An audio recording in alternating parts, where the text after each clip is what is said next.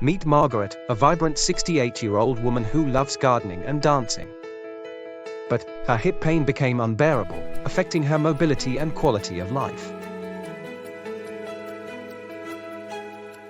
Margaret sought medical advice from an orthopedic surgeon renowned for his expertise in joint replacement surgery. He asked detailed questions about her pain and medical history.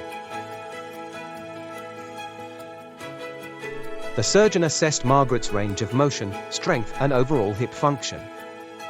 X-rays revealed advanced arthritis in her hip joint.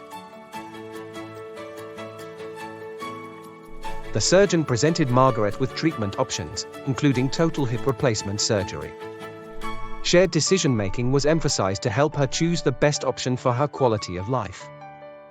Margaret decided on total hip replacement surgery, which would provide pain relief and improved mobility.